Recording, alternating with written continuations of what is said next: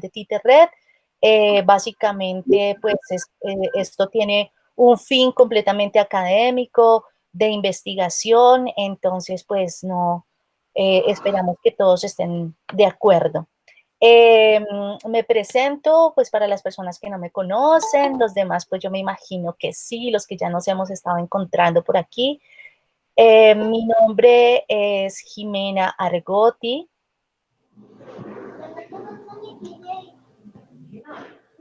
Un momentico, por favor. Entonces, como les decía, mi nombre es Jimena Argotti, soy maestra en artes escénicas y soy directora de la corporación CRIA Espiritrompa, pues que se dedica a la creación, a la investigación y la formación en el campo de los títeres y los objetos animados. Y pertenezco a la TITERRED, y la TITERRED es un colectivo que nació a finales del año anterior, en donde pues nosotros nos unimos con diferentes objetivos, intereses. Aquí en Bogotá somos aproximadamente 20 agrupaciones que nos unimos pues con esto que nos interesa a todos, que es el interés por el oficio y por la práctica del arte de los títeres y los objetos animados. Tenemos varias como varias líneas, varias mesas de trabajo.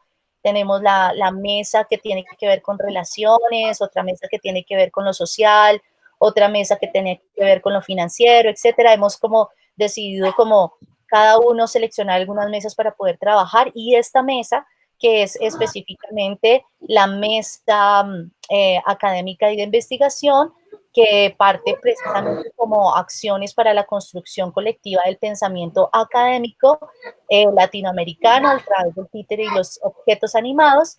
Y desde más o menos en junio hemos desarrollado diferentes acciones, entre las que se destacan pues, los encuentros de pensamiento títere, este pensamiento virtual que hemos pues, aprovechado la situación que estamos viviendo a nivel mundial para poder unirnos, conversar, dialogar, compartir saberes, experiencias, y hemos pues desarrollado estos encuentros los sábados, todos los sábados a las 6 de la tarde desde el mes de junio, y donde nosotros pues escogemos algunas lecturas para poder conversar, dialogar, buscar, digamos, preguntas sobre todo, dialogar en este campo sobre los títeres y los objetos animados. En el día de hoy, me están diciendo que no me veo.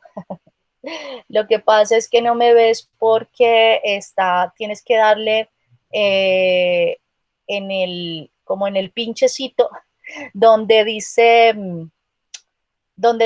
está mi nombre. Sin embargo, ya activé aquí el otro usuario de Cría Espiritrompa. Entonces, como les estaba diciendo, pues el día de hoy, pues si todos se dieron cuenta y de pronto nos siguen y miraron en el perfil de Pensamiento Títere de Facebook, ahí colgamos un texto de la maestra Valentina Raposo, chilena, de un texto de investigación que se llama Más allá del teatro de títeres. Esto pues pensando básicamente en el interés que teníamos como mesa, de poder, después de las 10 sesiones que ya habíamos pasado, pues abordar un tema o temas que nos inquieta y que hiciéramos como empezar a dialogar, que tiene que ver como los títeres y su relación con las nuevas tecnologías, con los multimedia. Entonces encontramos este texto que Jennifer nos compartió de la mesa académica, y pues nos pareció como muy interesante, sobre todo abordar el primer capítulo, porque pues si lo revisaron, pues es un texto bastante extenso, nomás el primer capítulo pues ya tiene mucha tela para cortar. Entonces, mientras se terminan de unir nuestros otros compañeros, yo quisiera como compartirles, para dar una introducción a este encuentro, vamos a compartir un video mientras se van uniendo los demás compañeros. Acá me comentan, por favor, si ven la la pantalla un video del colectivo de la compañía Philly GMT, Voyageurs Immobile, ¿sí? Me comentan si la están viendo, por favor. Sí. Sí. Mientras, entonces, unos minuticos mientras se terminan de unir los otros compañeros.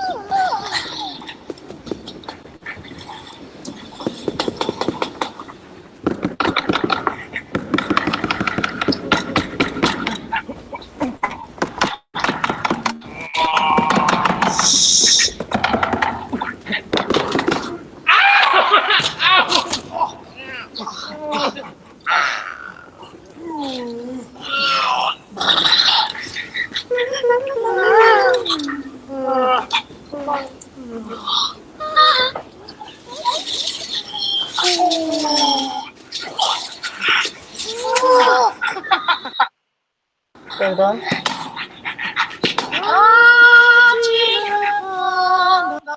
Un momentico, por favor, para que lo puedan ver de pronto las personas que están, conectadas en Facebook. Entonces, perdón, aquí, listo. Ya continúo acá.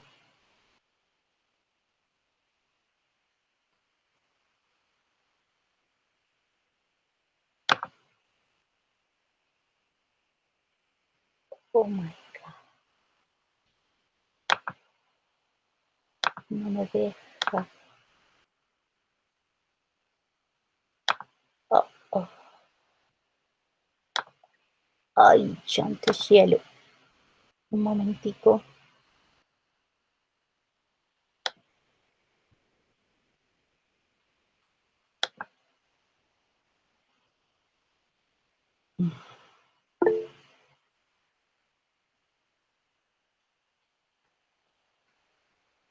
Un momentico, por favor. Soluciono esto técnico.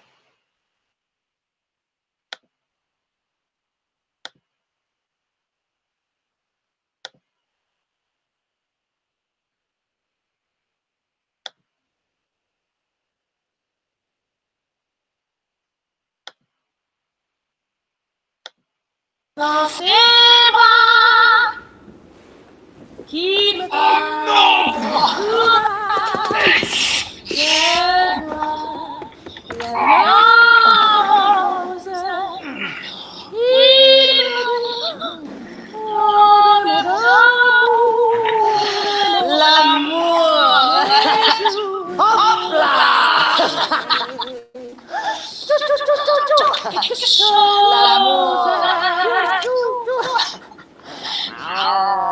C'est qui t'a pété là?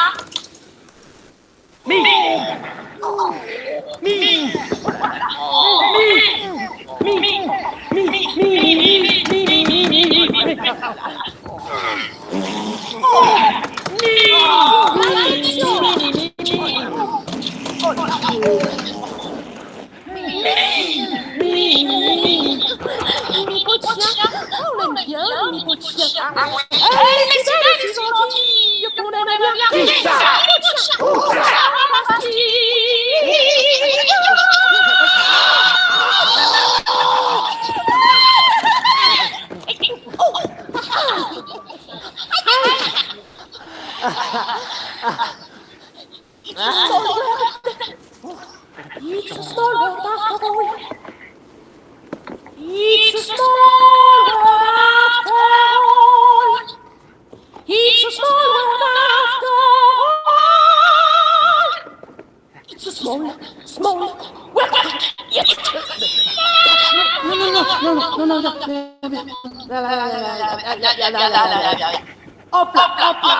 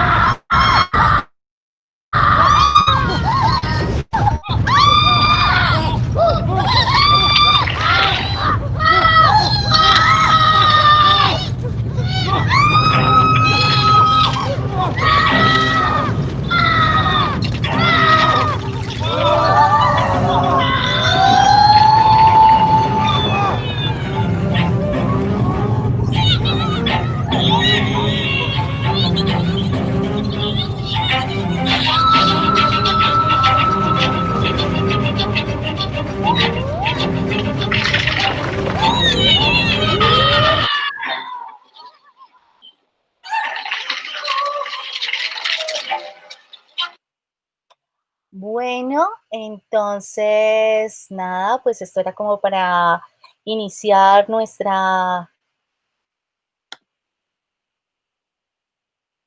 charla el día de hoy. Un momentico, por favor. Espero a ver si de pronto, parece que mi celular, sí, mi computador no me está dando la posibilidad de que me vean, pero aquí lo soluciono con el celular, yo espero. Bueno, entonces, como les estaba contando, pues este trabajo de Philippe Gentil para dar un poco el inicio a esta charla, a esto que la compañera y la maestra Valentina nos mencionaba un poco en su texto. Para empezar, quisiera comentarles un poco, bueno, estuve hoy en la tarde hablando con la maestra Valentina Raposo, le comenté sobre nuestros encuentros y le comenté pues que si era posible en algún momento poder llegar a tenerla acá como invitada, pues para poder conversar un poco más con ella. Ella ahorita se encuentra viviendo en España, entonces como ustedes saben, pues hay 6, 7 horas de diferencia. Quedamos pues de estar en contacto, pues para poder, digamos, tenerla y conversar un poco más sobre todas estas preguntas que nos surgen. Entonces, pues esperamos pronto tenerla en nuestro encuentro. Valentina Raposo Quintana, ella es actriz, titiritera, directora, amante del teatro de títeres. Nace en el país más largo y estrecho en el sur del mundo, en Chile, actriz, licenciada en la Universidad Católica de Chile. Sus inicios en la compañía chilena La Balanza, Teatro y Educación. Convertida en un ratón de biblioteca, obtiene el máster en artes escénicas en la Universidad de Barcelona, su tesis Más allá del teatro de títeres. Y se enamora de los títeres, de sus cuerpos de madera, de cartón, su boca deslenguada. ¿Me están escuchando? Sí, es que cuando tengo problemas. Sí, sí se escucha. Sí.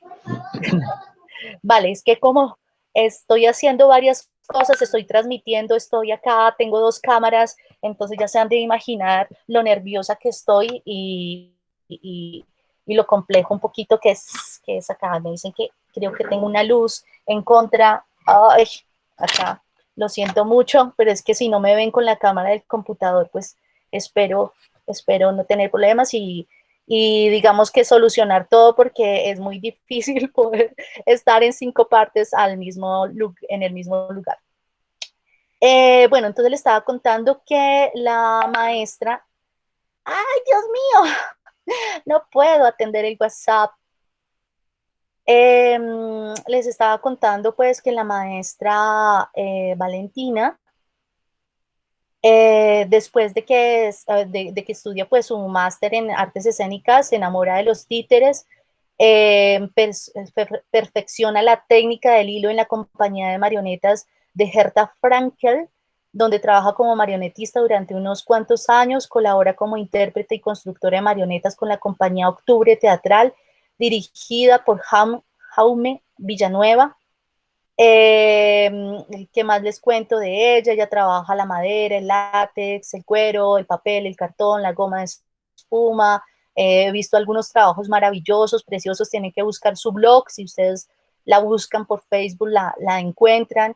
Y pues pueden ver la cantidad de cosas maravillosas como constructora que también realiza. Entonces, digamos que básicamente lo que empezamos a trabajar con este texto, pues me parece muy interesante porque nosotros ya estaba hablando como en otros encuentros, sobre esta pregunta grande de todos los fines de semana y es, ¿qué es el títere?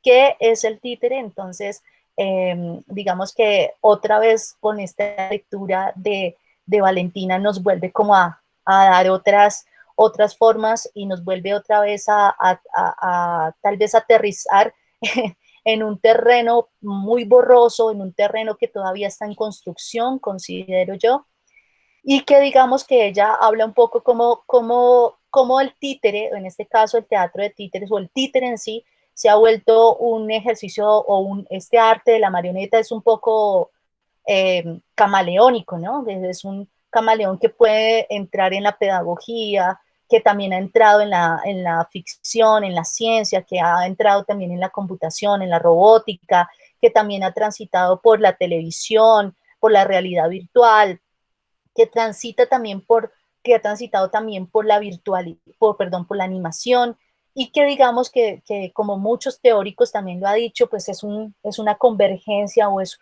una articulación que,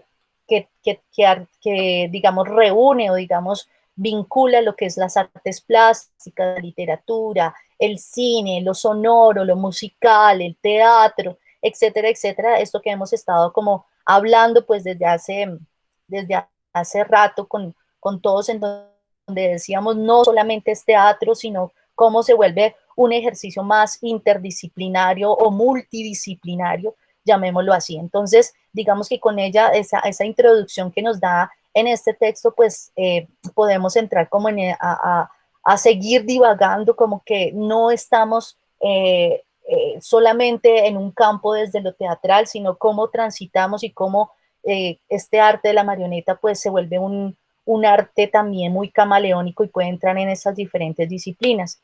También nos habla sobre toda esa cantidad de conceptos que hay sobre el títere, ¿no? Esa pregunta de qué es el títere, si ha sido llamado muchos teóricos y ustedes me imagino que los han de conocer, se le conoce como teatro material, teatro de objetos, perdón aquí, teatro de objetos, teatro de marionetas, teatro de lo inanimado, marionetismo, teatro de objetos animados, teatro de títeres o marionetas, etcétera. Entonces, ¿cómo digamos, empiezan a aparecer todas estos conceptos, pero que todavía no hay algo que lo teorice o que nos diga cuál es esa verdad absoluta en la que nosotros, digamos, estamos transitando? Eh, pero algo sí es claro y estoy totalmente de acuerdo con ella. Yo recuerdo que lo dije muy bien cuando hice también mi,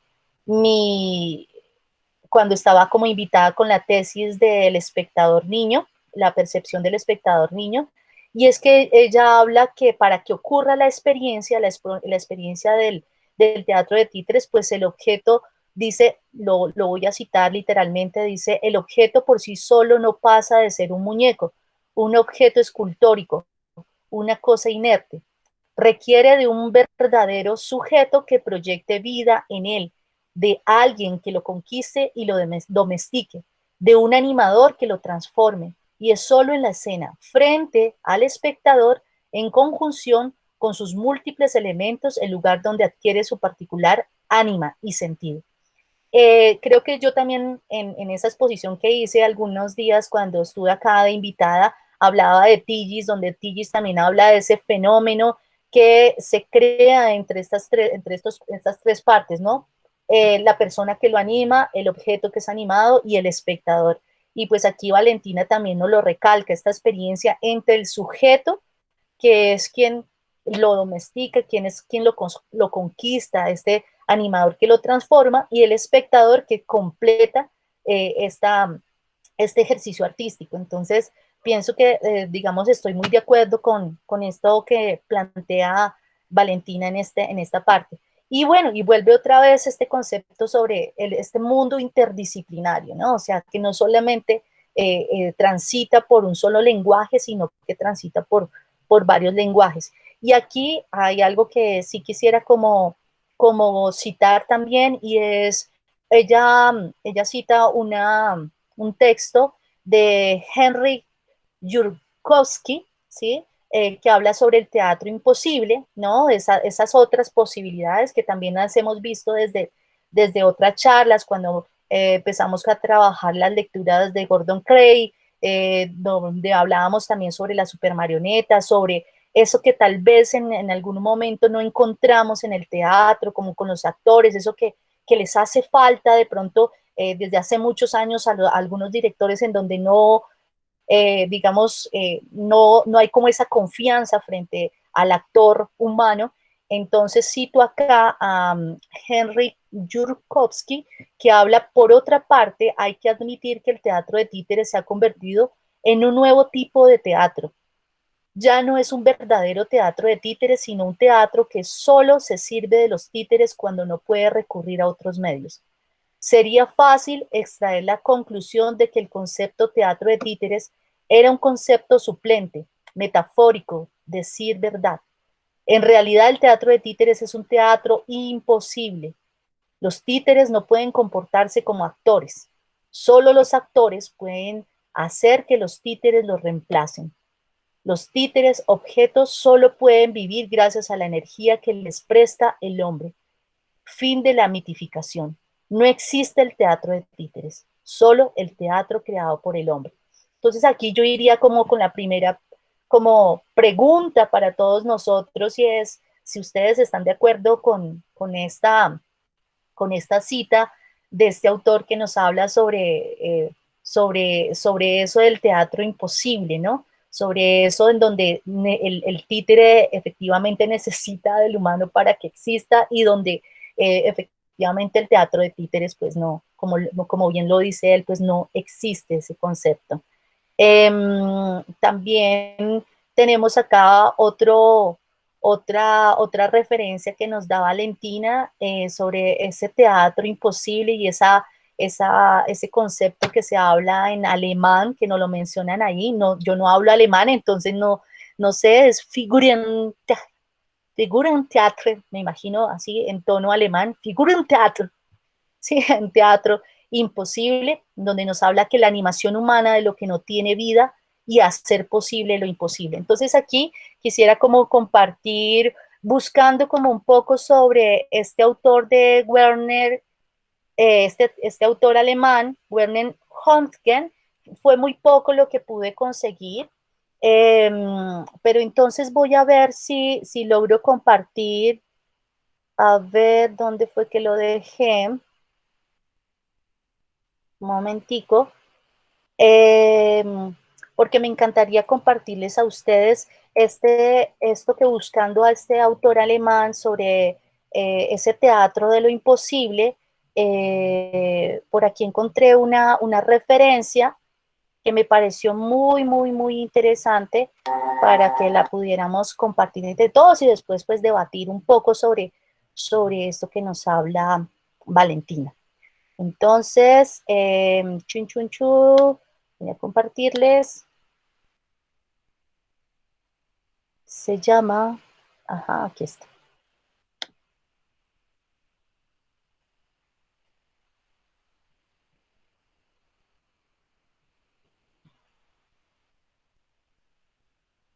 A ver si lo logro, a ver si lo logro. ¿Lo pueden ver, por favor? Alguien que me comente si lo puede ver. Sí, maestra. Sí, se ve.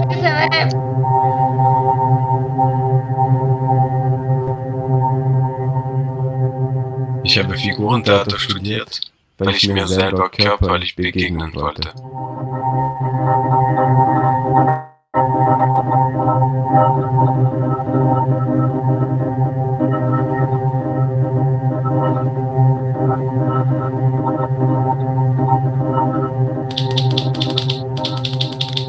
Bueno, es cortico, pero pues me pareció muy interesante un poco como la propuesta de buscando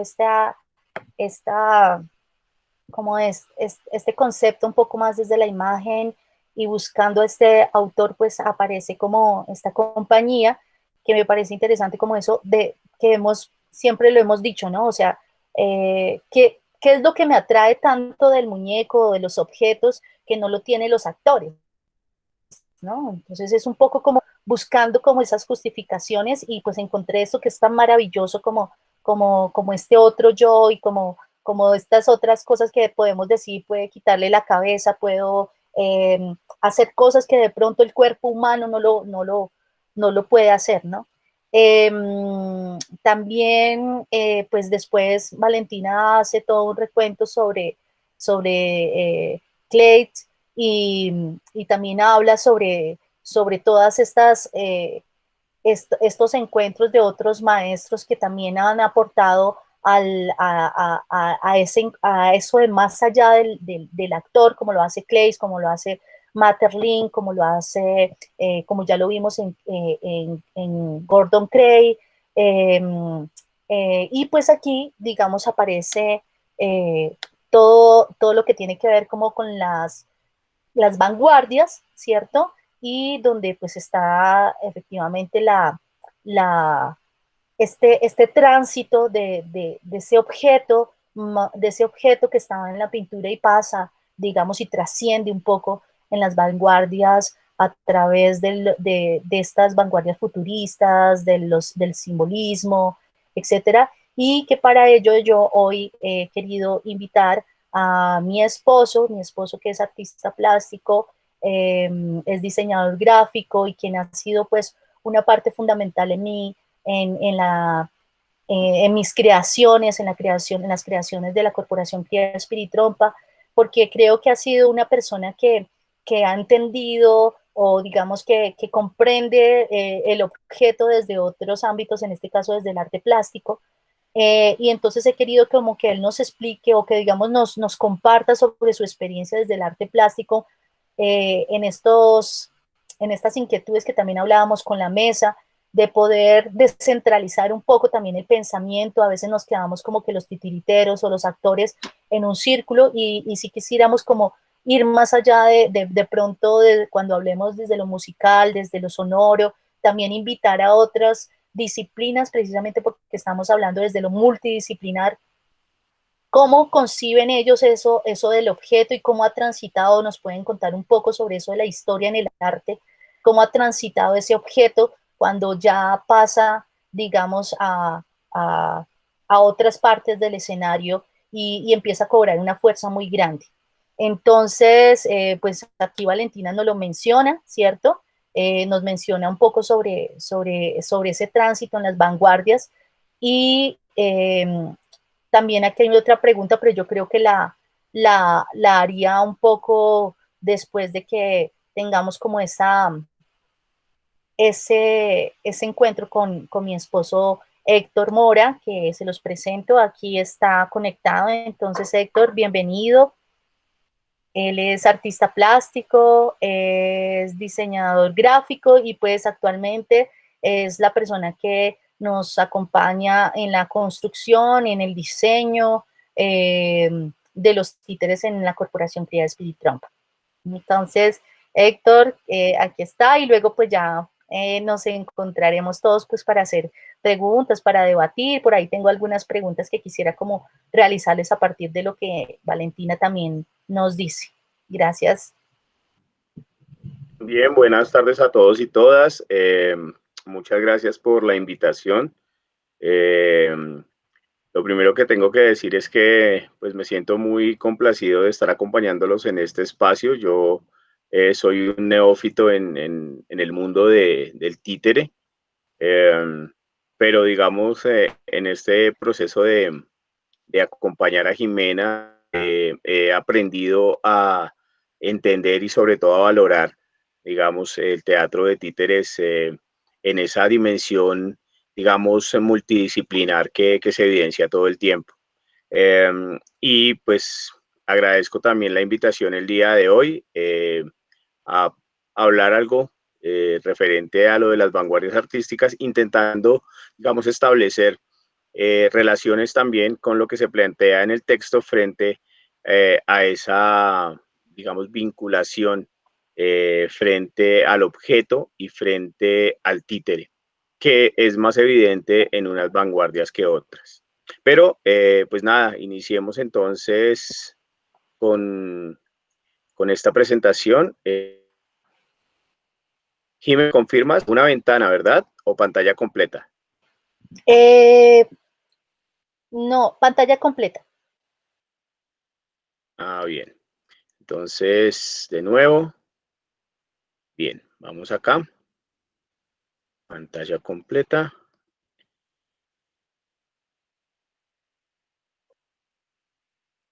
Bien. Entonces, permítanme un momento. Me voy a ubicar por acá. No sé por qué tenía cerrada esta ventana. Bien. Entonces, pues la intención es hablar un poco sobre las vanguardias artísticas, ubicándonos, digamos, en el contexto histórico de inicios del siglo XX. Y también teniendo claro, digamos, cómo esas vanguardias artísticas de alguna u otra manera han trascendido y han significado un avance hacia otras posibilidades, digamos, dentro de las prácticas artísticas después de la segunda mitad del siglo XX y no solo, digamos, en ese momento, sino hasta nuestros días. Sobre todo, digamos, esas primeras vanguardias o esas vanguardias iniciales a través de las cuales se plantearon las rupturas más importantes. Durante el siglo XX se va a evidenciar, digamos, un cambio de lógica a partir de un fenómeno que es esa primera gran guerra y cómo esa segunda guerra o esa segunda guerra mundial pues va a entrar a cuestionar y a poner en crisis todos esos valores de alguna u otra manera hegemónicos eh, que se habían pensado desde la razón, desde ese sujeto moderno que todo lo podía lograr, que todo lo iba a alcanzar y que de alguna u otra manera condujo a unos conflictos bélicos que de alguna forma determinaron el destino de la humanidad en ese momento. Y estas vanguardias artísticas entonces, digamos, van a iniciar antes del siglo. Y tal vez la primera vanguardia que uno podría citar es esta que encontramos aquí en la primera imagen superior izquierda y es el impresionismo. El impresionismo que desde 1863, finales del siglo XIX, iba ya empujando, digamos, toda una lógica de cambio de esos valores estéticos, de repensarse, digamos, esos cánones clásicos, en este caso, pues a través de la pintura, y digamos, su punto de quiebre se hace a través de ese Salón de los Rechazados, que para París en esa época, digamos, marcó un inicio de una nueva perspectiva en el arte. Y tal vez la primera vanguardia artística que reconocemos, digamos, históricamente, sería el cubismo. El cubismo famosísimo, encabezado por Picasso, por Break y por Joan Gris, que, digamos, nos va a mostrar una versión totalmente nueva del mundo de la representación y las posibilidades de la interpretación. Aquí se suma un elemento fundamental que también va, digamos, a afectar a algunos otros artistas y es el estudio del arte étnico africano y cómo eso de alguna u otra manera va a influir y determinar el nacimiento del cubismo. A través del texto que nos proponían para la sesión de hoy, pues se hablan de algunas otras vanguardias específicamente y pues se habla, por ejemplo, del Dada, esta imagen que aquí coloqué en blanco y negro, que nos remite, digamos, al periodo de entreguerras. Es importante, digamos, mencionar que el Dada nace como un movimiento anti-artístico. Es decir, todos esos valores que se estaban jugando a través de los conflictos bélicos en este refugio suizo del Cabaret Voltaire, donde Tristan Tzara inaugura, digamos, el movimiento del dadaísmo, van a ser un ejercicio de resistencia y un ejercicio de resistencia a la lógica también de la producción artística. Por eso, digamos, aquí se va a encontrar una primera emergencia de eso que es borrar las fronteras entre las disciplinas artísticas. La poesía se conjuga con la música, con la pintura, con la escultura, nacen prácticas como el collage, que de alguna u otra manera tienen todo un componente político, la instalación, digamos, el objeto empieza a cobrar una importancia inusitada no se llamaba arte objetual o no objetual, todavía ese tipo de determinaciones que después se vendrían a dar en la historia del arte, pues simplemente se daban de forma natural, espontánea y en una relación, digamos, muy natural entre los lenguajes artísticos. Borrar esas fronteras permitía de alguna u otra manera pensarse en una posibilidad de generar un arte nuevo, un arte que diera cuenta, digamos, de esas necesidades del hombre en ese momento específico. Hay algo que decir acá y es que a veces uno piensa en las vanguardias artísticas y se imagina que esto fue algo así como un ejercicio de colocar una tras otra, como una suerte de fila de vanguardias que iban sucediendo, pero digamos, lo que ocurre básicamente es que a la par, digamos que se va desarrollando una vanguardia como el Dada, también está surgiendo y moviéndose un tipo de pensamiento como el futurismo. Eh, en cada, digamos, en cada una de ellas lo que se esconde es una postura política sobre lo que debe ser el arte y sobre cuál debería ser, digamos, el derrotero del arte después de ese desmonte de esos cánones clásicos, superando la representación o asumiendo, digamos, una representación o una forma de entender y ver el mundo diferente a cómo se llevaba, digamos, inicialmente. Ahora, es importante entonces mencionar estos tres movimientos de vanguardia que aparecen en el texto, que son el futurismo italiano, el surrealismo y la escuela de la Bauhaus. Y digamos, inicialmente el futurismo encabezado por Pippo Marinetti va a ser, digamos, un movimiento artístico que va a afectar o que va a influir en la literatura, va a influir en el cine, en el teatro, por supuesto, en la pintura, en la escultura, figuras como Giacomo Balla, Boccioni, que son, digamos, determinantes en la historia del arte del siglo XX, van a ser parte de este movimiento. Y hay algo muy interesante acá y es, digamos, toda esa carga histórica, ese peso histórico complejo que acompaña a Marinetti y que acompaña al futurismo, que tiene que ver de alguna u otra manera con ese emparejamiento que a veces se hace con el fascismo italiano. Si bien había algunas posturas que se vinculaban con ese modelo, digamos, de poder, también había algunas distancias entre el mismo Marinetti y lo que promulgaba este fascismo.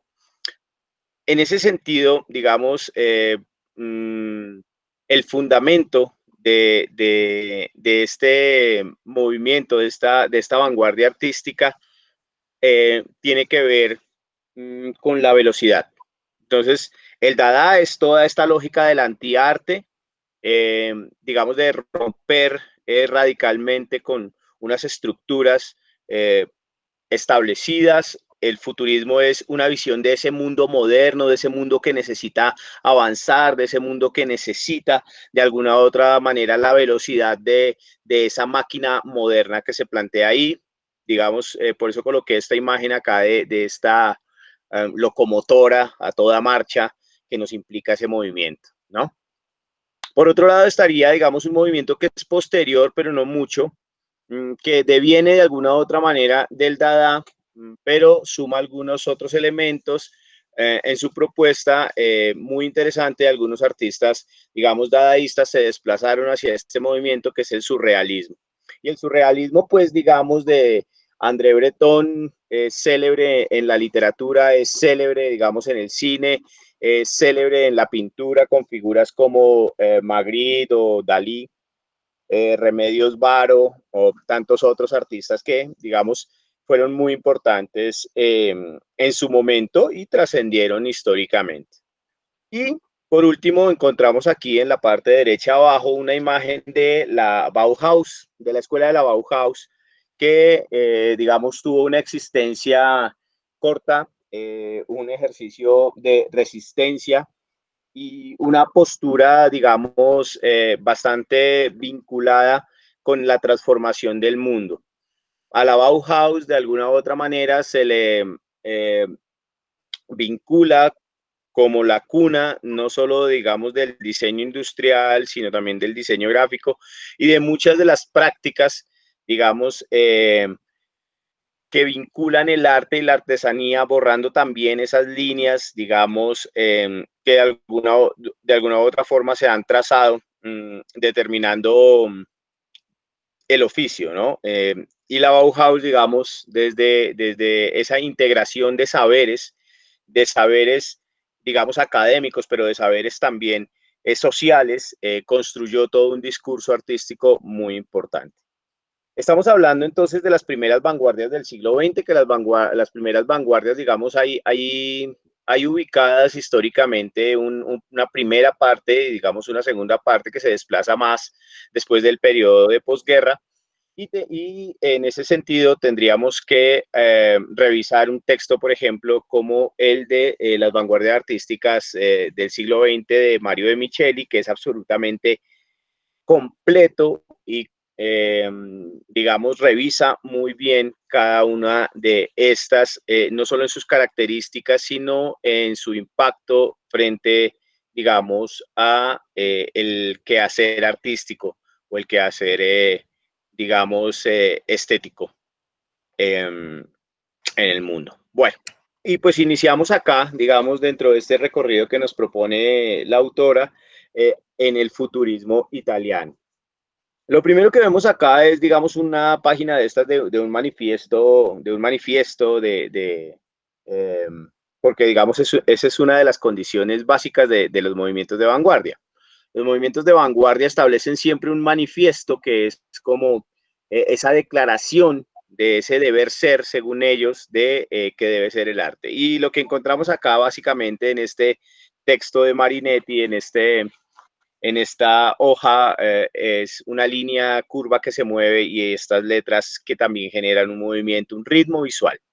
Ese ritmo visual va a tener mucho que ver con todo, digamos, lo que implica en términos de definición de la propia vanguardia. El fundamento de esto es la máquina y el hombre máquina. Y entiéndase que ese ideal, digamos, del hombre máquina, del movimiento, implica de alguna u otra manera esa mecanización, esa geometrización.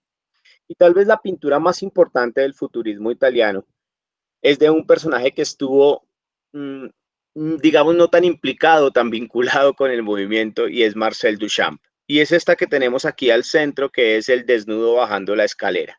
No es una obra única, Duchamp pintó muchos estudios para poder concretar, digamos, la obra que se va a conocer en 1914, pero hay un ejercicio detrás de todo esto que tiene que ver con un estudio muy riguroso del movimiento, el desplazamiento. Lo que encontramos a la parte derecha es una fotografía de Duchamp tiempo después, digamos, realizando ese paso por las escaleras y cómo se puede retratar o de alguna u otra manera generar el movimiento. Esto posteriormente lo vamos a ver, digamos, mucho más claro en algunos artistas del arte óptico y del arte cinético. Pero en su momento, digamos, esta vanguardia artística del futurismo nos planteaba a través de este tipo de estructuras geometrizadas, de estos seres en movimiento o de estos objetos en movimiento, eso que promulgaba de alguna u otra manera su vanguardia artística. Vamos a encontrar entonces acá, por ejemplo, en el lado derecho, una obra de Giacomo Balla, que es una joven corriendo y de alguna u otra manera se nota el desplazamiento, al igual que en el cuadro de Duchamp. Digamos, aquí hay también un ejercicio, digamos, de descomposición de la figura a través de la mancha, pero pues que tiene que ver básicamente con eso.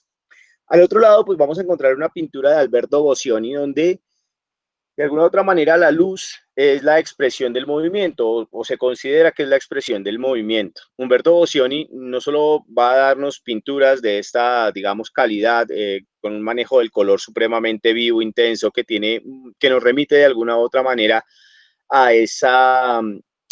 digamos, a ese expresionismo por ejemplo, de personajes como Franz Marc.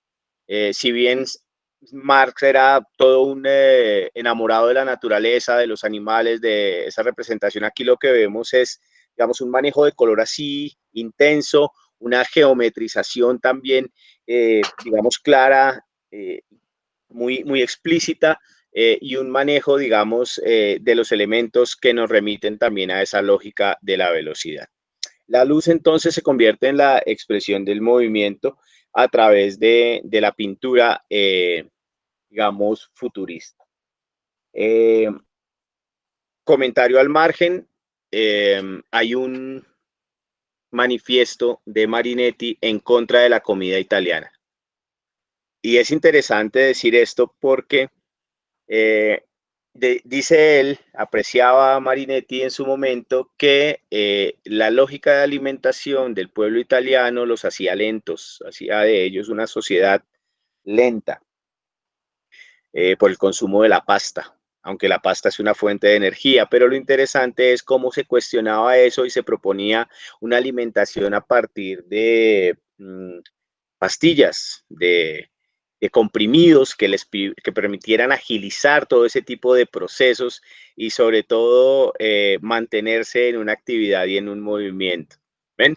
Entonces, ¿por qué menciono esto? Porque todos los elementos, digamos, de la propuesta del futurismo van claramente a impactar la vida cotidiana de los sujetos.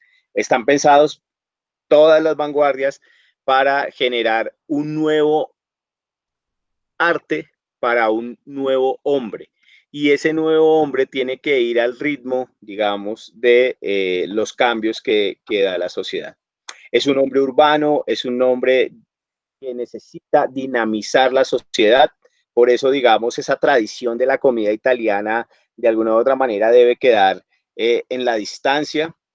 Dentro del futurismo, pues la intención, digamos, de poder representar el tiempo y el espacio nos van a llevar a imágenes como estas, que es un diseño de Giacomo Balla para el escenario de fuegos artificiales, para acompañar el ballet de Stravinsky.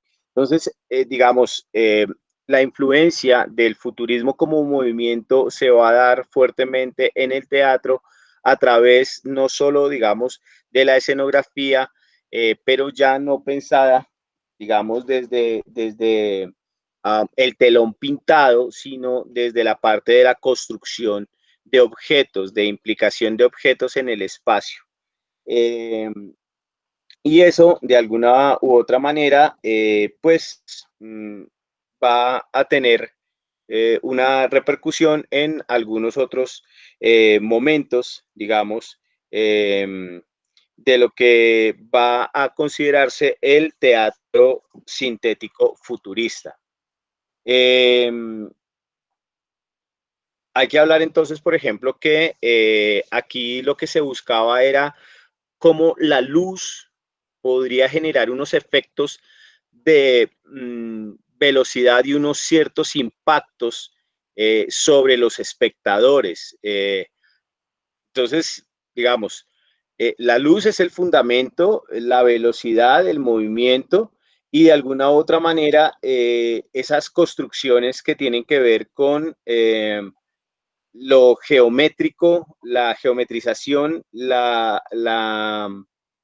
si se quiere, una escenografía arquitectónica que va a estar siempre vinculada o reforzada por la luz.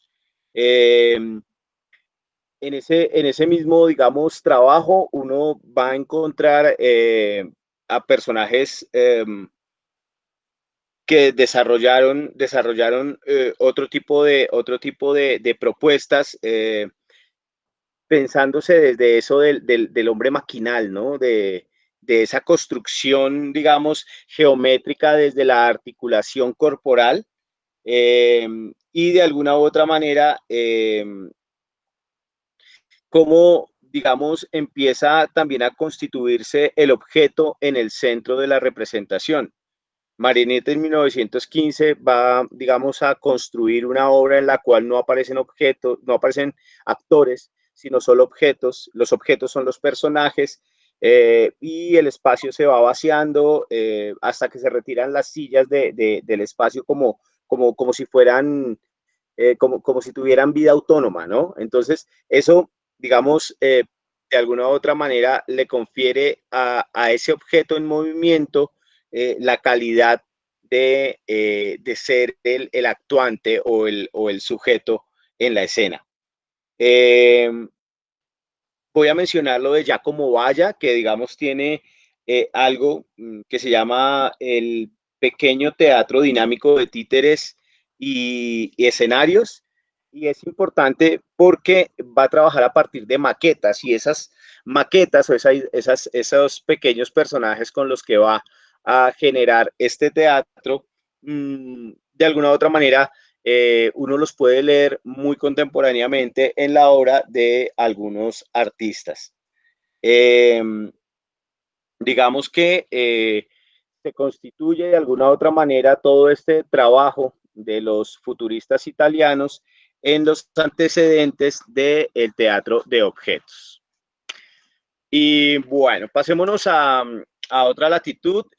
Nos vamos a ubicar en la República de Weimar, en Alemania, y entonces vamos a encontrarnos con el señor Walter Gropius, que funda la Bauhaus como esta escuela en la cual se integran, digamos, las artes y los oficios y se piensa, digamos, en una propuesta total, digamos, desde todas las artes. Hay que ver, por ejemplo, un artista como Paul Klee, que de alguna u otra manera su condición de músico y pintor y esa figuración geométrica infantilizada, constructiva, de alguna u otra manera involucra una cantidad de elementos y saberes en una propuesta artística que tiene que ver no con la pintura, sino con cómo representar, por ejemplo, lo sonoro.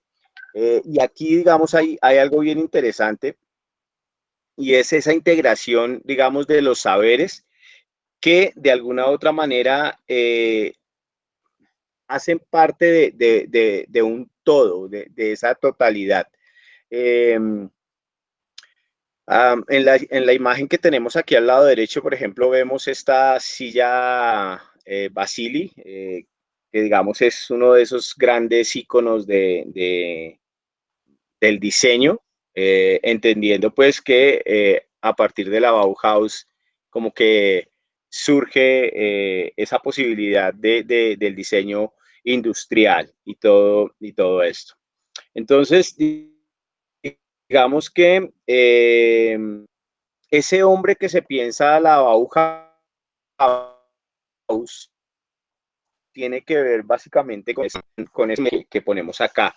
Y es el fundamento de la Bauhaus es la arquitectura, es decir, el espacio y sobre todo la relación del hombre con el espacio habitado.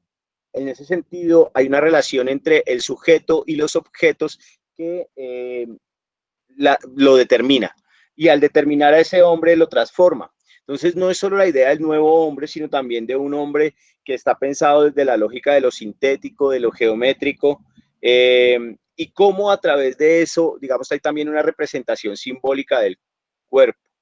¿Bien? Entonces, ese cuerpo construido, geometrizado, sintetizado, responde a unas leyes del espacio y a un espacio cúbico que también tiene que ver con el movimiento.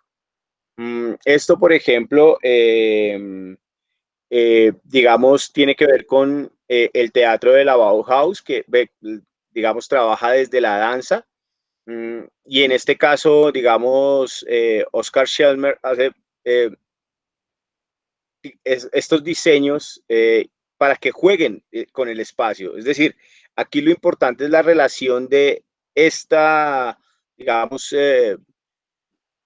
puesta de los objetos para poder jugar y sugerir, digamos, una relación con el espacio.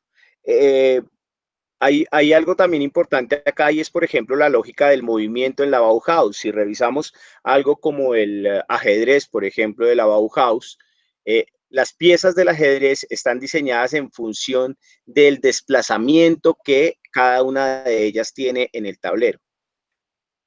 Aquí hay algo importante, y es cómo, digamos, el objeto está construido de forma simbólica y tiene, digamos, una carga que remite, digamos, a esas posibilidades que tiene en sí mismo. Aquí hay un videito, no sé si Eh, sea momento de verlo o lo vemos sí, luego. sí, si quieres ahorita, pero entonces te toca, tenlo copiado y toca abrir, o sea, cerrar esta ventana y luego abrirla por donde dice Chrome, una pestaña de Chrome. O sea, no Vale, vale. pantalla completa, sino de Chrome. Entonces, si quieres, cópialo y cuando lo compartas, se tiene que compartir de otra manera. Primero tienes que dejar de compartir en esta, porque como esto Sí, es PowerPoint, ahí donde dice dejar de compartir, vale, pero si quieres lo hacemos luego o continúo. como quieras. Bueno, yo igual creo que lo podemos ver posteriormente. Vamos a pasar acá entonces al surrealismo.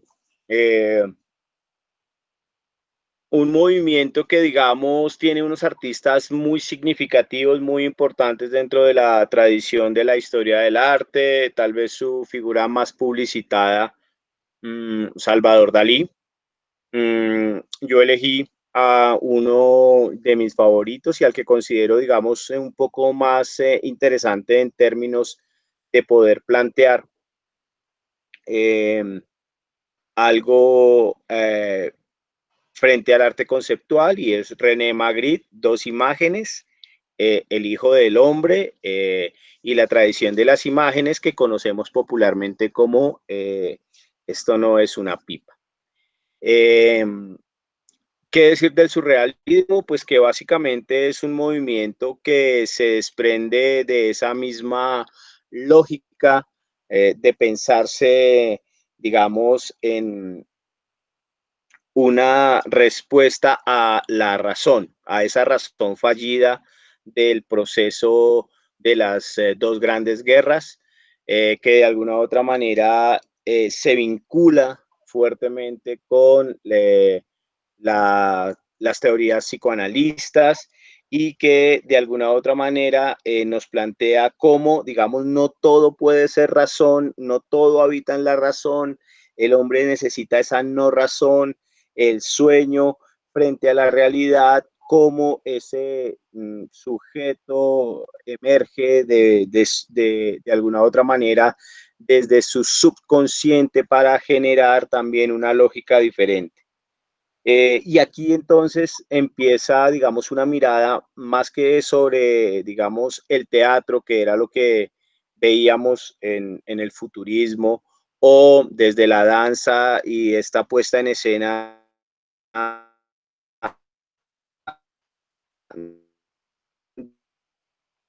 de, Se fue el audio, de estos hombres y se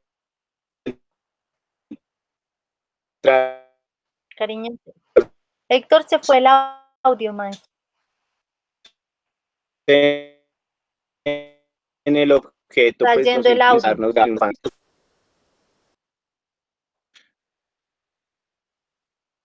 Hola, hola, hola. ¿Listo? Bien. Listo. Iba entonces en que, de alguna u otra manera, estas máquinas fantásticas nos remiten a una cosa no solo de la ensoñación, sino a una relación con el objeto desde esa posibilidad de resemantizarlo o recontextualizarlo. Estos objetos que vemos acá, de alguna u otra manera, han sido intervenidos. Y esa intervención, digamos, genera eh, una condición estética o artística y una anulación de la funcionalidad. ¿Bien?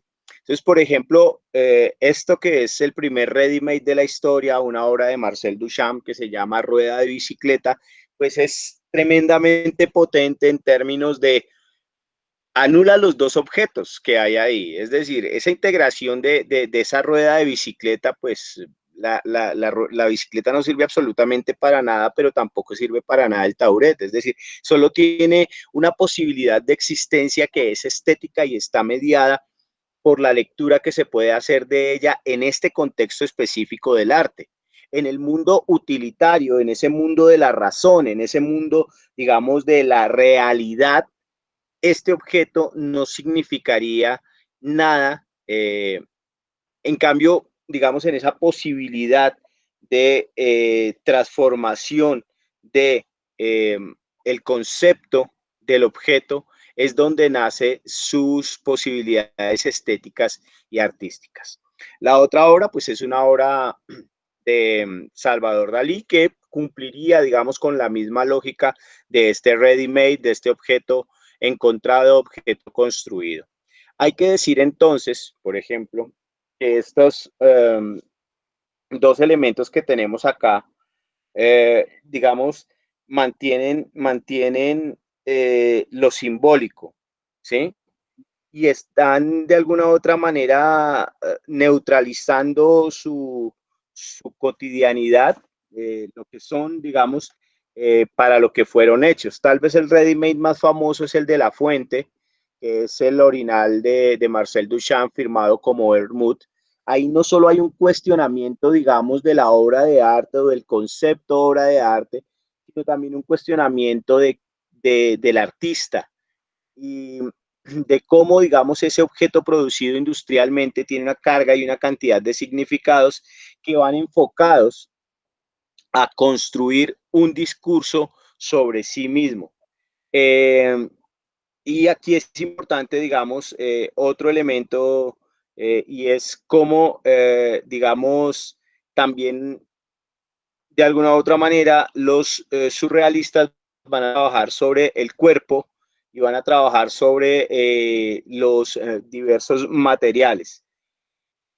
Hay que pensarse, digamos, en cómo, digamos, la instalación del objeto con una intencionalidad en este ready-made va a ser el germen que va a detonar posteriormente, digamos, en unas propuestas que podemos llamar el arte conceptual. Después nos vamos a encontrar con una obra como Una y tres sillas, que, digamos, va a reorientar este tipo de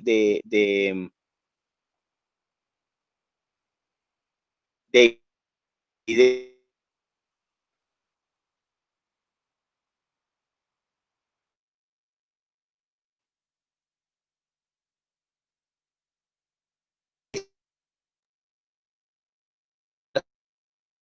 Hola, Avanzando, digamos, un poco en el tiempo. Hola, ¿ya? ya, Bien, listo. Sí, está hasta dónde alcanzamos a escuchar?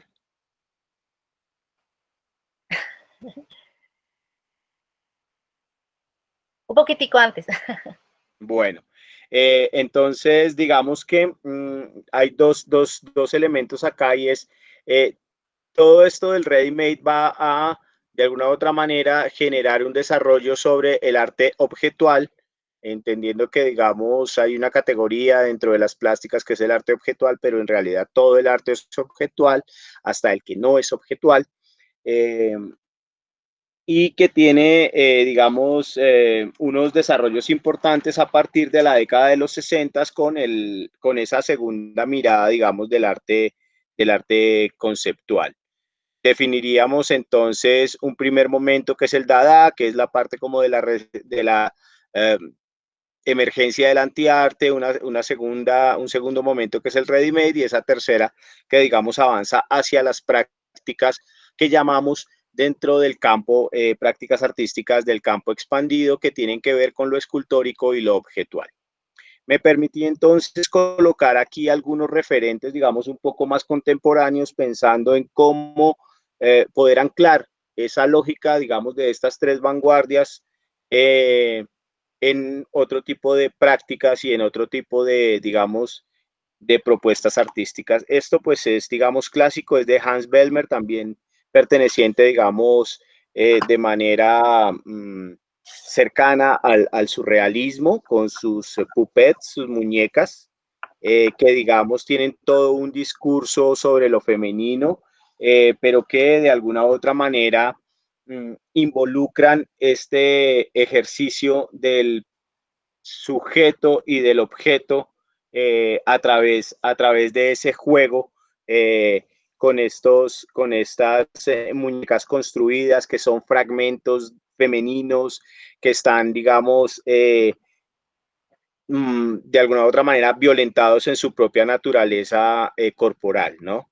Que puede ser, digamos, un referente, me parece interesante para revisar eso del objeto como posibilidad de significado.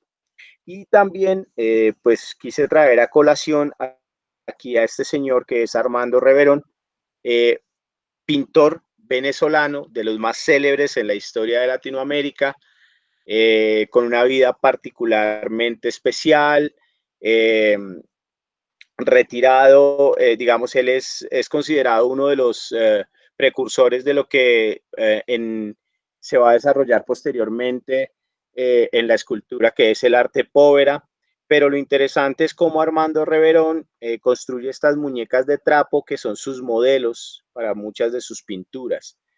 Digamos, hay un ejercicio acá de reemplazar ese modelo femenino, digamos, de la mujer y introducir estas muñecas trabajadas y construidas realmente por él, que se visten, se transforman y que de alguna u otra manera acompañan su existencia, su vida de taller, ¿no? Es bien interesante este trabajo. Bueno, aquí hacemos un poco un salto hacia los años 60 y nos vamos a ubicar en una práctica artística que es el happening y que digamos es la práctica artística que vincula la participación directa del público. Digamos, aquí con este happening, o más bien en estos happening, por ejemplo lo que se busca es que de alguna u otra manera el público se vincule y construya los significados posibles de la obra. ¿Qué implica eso? Pues implica, digamos, una cercanía a algo de esos ideales y presupuestos que se pensaban, digamos, desde el teatro de imágenes, por ejemplo, desde la lógica de Boal, del accionar, de la participación. Es decir, prácticas como el happening y el performance muy bien podrían estarse poniendo en relación con ese ejercicio, digamos, colectivo creativo. Si lo miráramos, digamos, un poco en perspectiva, algo como esto, que es un ejercicio de instalación de un artista como Edward Kierkegaard, pues bien nos podría, digamos, aproximar a la lógica de lo que se planteó en algún momento del teatro visual, es decir, lo instalativo, como lo pictórico de alguna u otra manera se vuelve tridimensional y genera como un escenario, un espacio donde hay un objeto, digamos, un objeto que está en tensión y hay un encuentro con el sujeto. Las instalaciones, digamos, de Kierkegaard son muy simbólicas, parten de lo cotidiano, pero también de ciertos hechos, digamos, históricos complejos, que tienen que ver, digamos, con los fenómenos de la guerra y todo digamos, esa carga histórica, ¿no? Pero, digamos, son de alguna u otra manera pinturas construidas tridimensionalmente, instaladas, que como les digo, pues pueden tener relación con esto del teatro visual, al igual que la obra de George Segal, que nos invitan, digamos, a pensarnos el espacio y los objetos instalados construyendo unas narrativas y cómo esas narrativas que se construyen de alguna u otra manera nos implican siempre. O por ejemplo estas que digamos son sus esculturas en escrayola que están en el Central Park de Nueva York y que nos invitan a participar de esa escena, ¿no? Es una escena, es un cuadro construido, digamos, por la interacción entre esos sujetos o estos objetos, sujetos más bien, que están ahí sentados y nosotros que podemos sentarnos a su lado. Y por último, quería compartirles un poco esto de un par de artistas que son los hermanos Jake y Dinos Chapman, pensando mucho en la lógica de esas pequeñas maquetas del teatro dinámico de títeres de Valla, de Giacomo Valla del futurismo. Coloco esta primera imagen porque es un grabado de Goya que tiene que ver con esos horrores de la guerra y que, digamos, de acuerdo a lo que se dice, los Chapman compraron un grabado de estos y lo intervinieron. Digamos, muy a su estilo, digamos, juega con un poco con la estética del asco, con la estética de lo grotesco y generaron, digamos, una instalación como esta. Y es como se traslada, digamos, eso pictórico de alguna u otra manera, este lenguaje gráfico desde Goya hasta, digamos, concretar un objeto tridimensional que tiene, digamos, unas condiciones significativas, mucho más potentes, mucho más violentas en cuanto a imagen y que construyen, digamos, una cantidad de significados frente al espectador.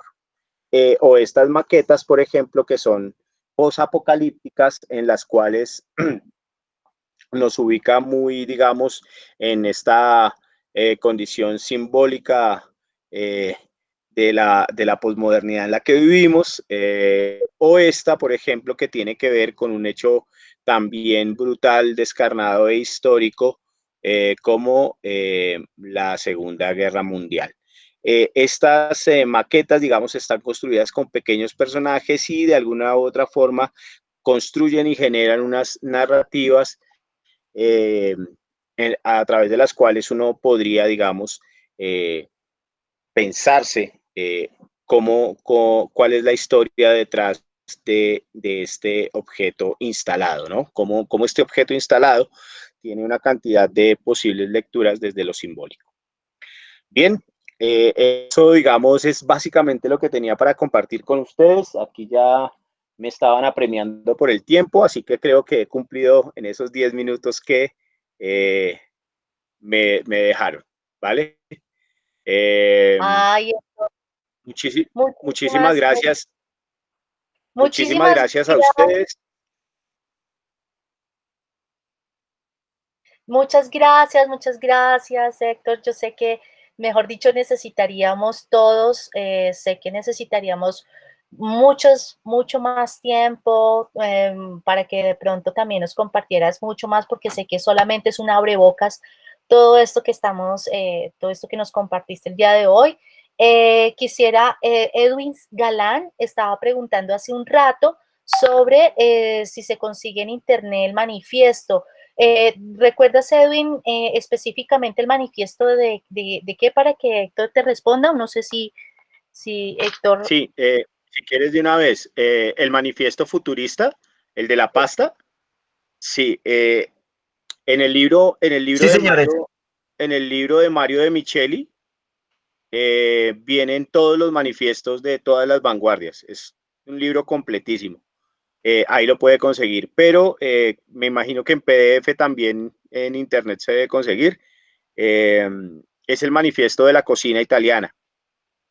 Es supremamente interesante ver cómo, digamos, toda la tradición histórica, o sea, nosotros conocemos Italia por la comida, y cómo, digamos, en ese momento histórico, Marinetti hace un cuestionamiento bien duro, digamos, no solo a la comida, sino a través de la comida a su sociedad. Vale, quisiera... Gracias, maestro. Gracias.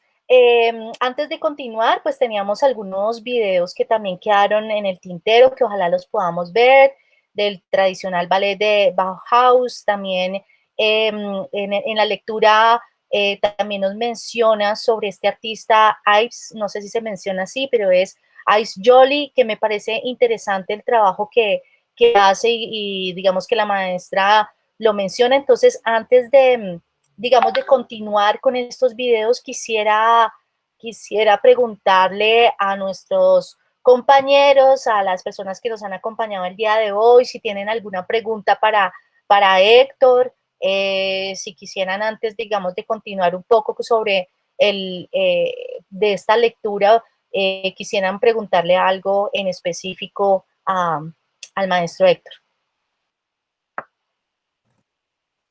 Sí, yo, Carlos Silva.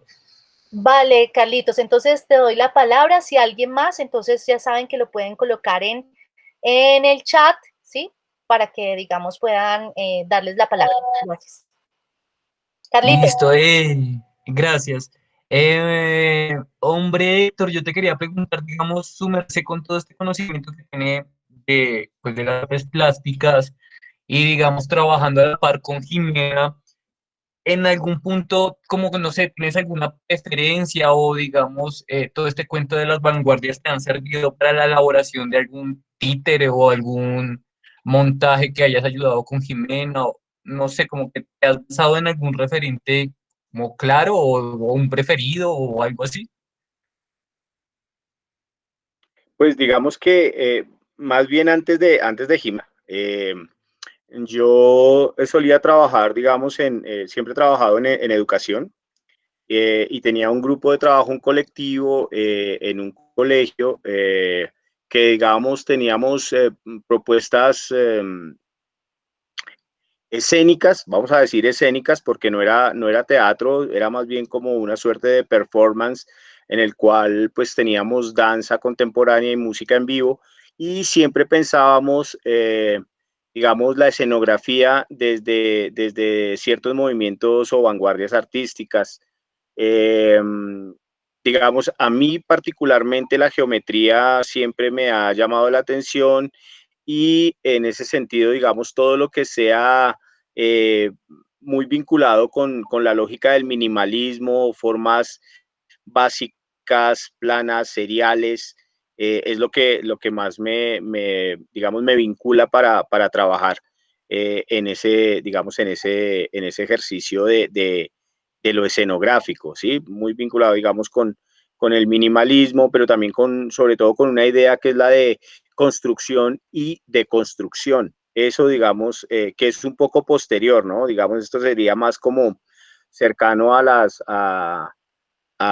esas, digamos, prácticas conceptuales después de los años 60, más o menos, ¿no?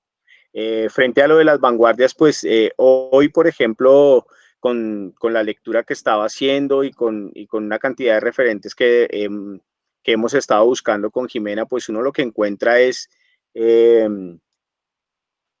que sabemos muy poco y que saber más nos permitiría aprovechar mejor los recursos y las propuestas de cada uno de estas vanguardias artísticas.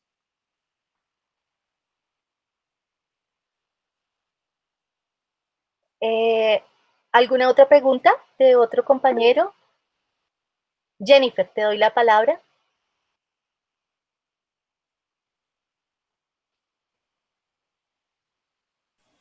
Hola. Hola. Sí, no, bueno, es que el texto es bien interesante y es bien denso y como que uno alcanza a sentirse un poquito, es mucha información, bien condensada. En cuanto al primer episodio que Valentina aborda, hay una parte que tal vez sentía mucha emoción que fuéramos a tocar, que es el tema del actor ideal. Y tal vez responde de una manera muy importante o muy interesante nuestra respuesta de qué es el títere.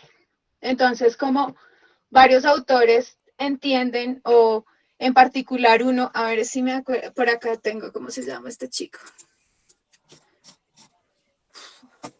Maurice Maeterlinck, ¿me corrige? Maeterlinck. Exacto, como que llega al punto en el que dice, no, pues el mejor momento del teatro es donde no hay actor. Entonces es una cosa que uno queda como, hey, ¿qué estás diciendo? Y nos encontramos que... Dime. Gordon Craig también, que lo vimos también en alguna Como de las... Craig también, sí. Entonces, como que te pones a pensar, ven, pero y entonces estamos en el punto del teatro ideal porque nosotros estamos con nuestros actores ideales que pueden ir a otras partes, que pueden tener múltiples posiciones. Y justo esta semana me encontré con Augusto Val, que toca de una manera bien diferente el tema como a veces los directores objetivizan a los actores, ¿sí? Como hay directores tan estrictos que exigen que, por lo menos en las óperas, exigen que el actor represente un papel, pero tiene que hacerlo casi que al pie de la letra, como ya no teniendo toda su experiencia, dando todo de sí, sino ya en calidad de objeto. Entonces, Augusto Bay habla de cómo también el objeto puede ser sujeto. Entonces, me encontré esa mirada desde el otro lado del teatro, el teatro del oprimido, que creo que ustedes conocen más del tema que yo. Entonces, como que quisiera que pudiéramos hacer un panorama o un paralelo ahí entre lo que podría ser el actor ideal y cómo el títere hace una verdadera intermediación para el espectador en esa expectativa que tiene de lo que le puede producir el teatro. Entonces, como que me gustaría más profundizar un poquito ahí en ese sentir. Me pareció muy bonita la manera que lo abordó Valentina. Y también, pues, el tema de cómo el actor en algún momento puede ser títere. Entonces eso me pareció también algo que me encontré esta semana muy divertido que quería traer como a la mesa, porque a veces no lo notamos y esto ya sale del teatro también. A veces nosotros en la rutina o en el cotidiano o en la dinámica que nos ofrece la sociedad, subjetivizamos o más bien objetivizamos a las personas. Entonces, como que quería que de alguna manera tratáramos un poquito más a profundidad el tema. Vale, gracias, gracias Jennifer. Pues si quieren ahorita entonces conversamos un ratico, unos 20 minutos. Gracias chicas Crochet, lástima que se tengan que ir. Bueno, ya tendremos un tiempo para poder seguir compartiendo con ustedes. Quisiera dar como estas últimas anotaciones que, digamos, para pasar a los videos y es donde habla un poco Valentina sobre eso de la deshumanización del teatro, ¿no? O sea, cómo se habla, digamos, de esto que estabas hablando, Jennifer, de que ya lo han mencionado varios y que ella menciona también en el texto, como Maeterlinck, como Gordon Craig, como Jarry, donde pues efectivamente no proponen al muñeco o a la marioneta como este reemplazo del actor. Entonces, dice así, la deshumanización del teatro sería, en un rey, la deshumanización del teatro sería un tema central para las vanguardias, quienes experimentarían con la abstracción, con la transformación de la figura humana mediante máscaras, trajes, la objetivación del humano y el culto a la máquina. Y también, digamos, esto que habla un poco también sobre el títere y las vanguardias, que es con este recorrido, por ejemplo, que nos hizo Héctor y con el recorrido que también nos hace Valentina, podríamos tratar de decir que el teatro de títeres o los títeres serían como todas esas escenas de esa clase de criaturas, de objetos, de materiales que incidirán en la concepción de lo que podríamos decir se le llama teatro de títeres. O sea que no hay una técnica específica, sino que está, digamos, un poco más, el concepto pues abarca muchas otras cosas. Para continuar entonces ahorita con las preguntas y con de pronto los otros comentarios de los compañeros, entonces voy a compartirles acá estos videos que nos pareció muy interesantes, que hablan, que nos comenta también Valentina en el texto. Aquí está, no sé si sería el que tú tenías, Héctor, pero pues voy a compartir este ejercicio. Me dicen si lo escuchan, por favor. Sí, señora, ese es. Ah, bueno.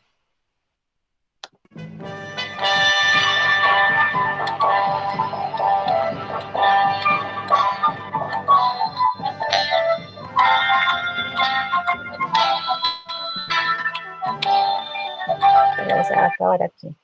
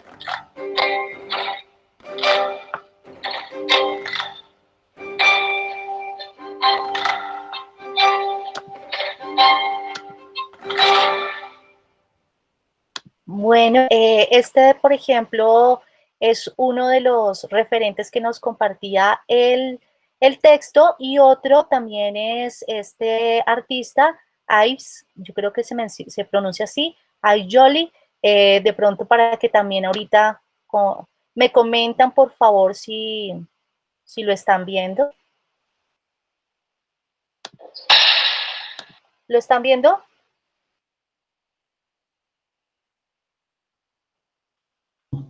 Aún no. Aún no, entonces espérame un momentico. Yo vuelvo acá. ¿Siguen en el ballet? Creo que ya. No, ya salió. Ajá. Entonces, perdón. Ajá, Yves Jolly. Aquí está. Me comentan si lo ven, por favor.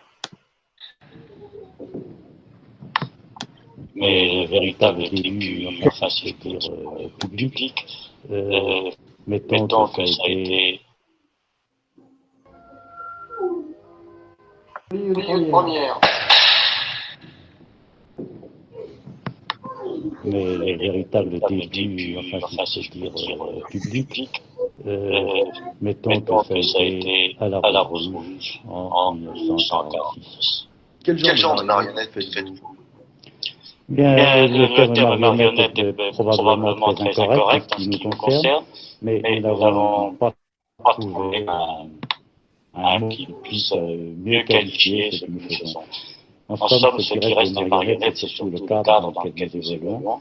Et pour le reste, bien sûr, certaines choses partent d'une marionnette comédienne traditionnelle, comme par exemple le personnage et qui nous reconnaît en effet une marionnette, pas tellement différente de ce qu'on a l'habitude de la voir. On peut avoir d'autres? Mais par la suite, nous sommes passés à des animations d'objets, comme par exemple les ombrelles et les parapluies. Ombrelles et parapluies qui sont des personnages, qui sont des ballets. Puis, nous avons cherché également des formes assez frustres. Comme celle que voici pour la noce, qui sont de simples tubes, comme vous pouvez voir, c'est très schématique. Ensuite, j'ai abordé des personnages en papier découpé, qui ont une manière d'agir tout à fait à eux, puisque ce sont des silhouettes à plat. Donc le mouvement est absolument différent de celui d'un acteur sur une scène. Aussi un personnage, par exemple, à travers du papier. Vous confectionnez vos personnages en fonction du spectacle que vous avez. Nous faisons tout. Je fabrique des personnages, il faut rechercher l'animation. Enfin, tout, c'est un travail d'ailleurs absolument d'équipe. Toute la recherche est faite à plusieurs personnes. Le moyen d'expression avec les mains. Alors nous en sommes arrivés, à force de chercher ce qui était l'âme de la marionnette, nous sommes arrivés à la main, il n'y a pas moyen d'aller plus loin, c'est la main, et nous avons créé, en partant de cette idée, un ballet que nous appelons Profondeur sous-marine. Bueno, yo creo que pues desafortunadamente pues el tiempo apremia, entonces pues no podríamos seguir compartiendo. Ya saben que tienen el texto, todos estos trabajos, todos estos referentes, ustedes lo pueden encontrar en el texto, y están en YouTube también. Entonces, pues los invito para que lo revisen. También les tenía por ahí preparado la clase muerta de Tadeusz Kantor. Sin embargo, pues no es posible por tiempo, pues porque no les hemos dado la palabra a ustedes. Entonces, pues estaría muy bien como que estos últimos 15 minutos, 17 minutos que tenemos, pues pudiéramos como hablar un poco, debatir un poco sobre diferentes percepciones sobre el texto, sobre qué les provocó. Por ejemplo, de pronto, aquí hay algunas preguntas que me dejaron a mí, y es si de pronto Valentina hablaba un poco sobre, ¿será que el teatro de títeres tradicional aparece como una prolongación de la infancia? Es decir, estos títeres tradicionales son solamente para la infancia. Esto es una de las preguntas que me generaba como el texto. Y otra, que será que los niños, porque decía, los títeres tradicionales es para la infancia, y empiezan a aparecer estas otras manifestaciones contemporáneas del títere como para el adulto. Entonces me pregunto si el niño también no merece que nosotros, como somos los responsables de llevarle las experiencias, el niño no merece también tener esos acercamientos a estos nuevos lenguajes a través de la danza, la música, las pinturas móviles, la multimedia. Todo eso pensaba yo, o sea, no hacer esa clasificación del teatro tradicional para niños y como estas otras manifestaciones solamente para adultos. Pensaba yo que el niño también está abierto a que le den todo lo que nosotros como adultos estemos dispuestos a darles, porque somos el medio. Entonces, ¿será que el niño también no puede acceder a esos otros, a ese teatro de títeres contemporáneos, si lo quisiéramos llamar así? Y también había otra pregunta que tenía y era que si se puede concebir el teatro de títeres como un instrumento o un medio del teatro, que era lo que también preguntaba en algún momento Valentina. ¿Será un medio, es un instrumento? O pues esta pregunta de siempre es hacia dónde vamos o qué, digamos, cuál sería el concepto que podríamos darle a esta búsqueda que hemos estado realizando. Bueno, yo creo que no hay respuestas, pero digamos un poco como para entrar como a debatir o mirar ustedes qué piensan al respecto, qué interpretación les dejó también, qué otras preguntas o qué otras percepciones les dio este texto de Valentina. O si no hay ninguna.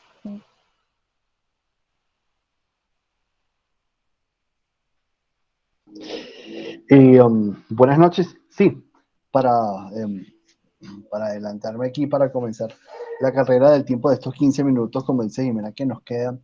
Bueno, primero, Héctor, wow, qué cátedra, amigo mío, qué cátedra. Lo felicito realmente, amigo Héctor. Entonces, yo te tenía una pregunta, ¿no? Y luego voy con un segundo detallito puntual de lo que decía Jimena.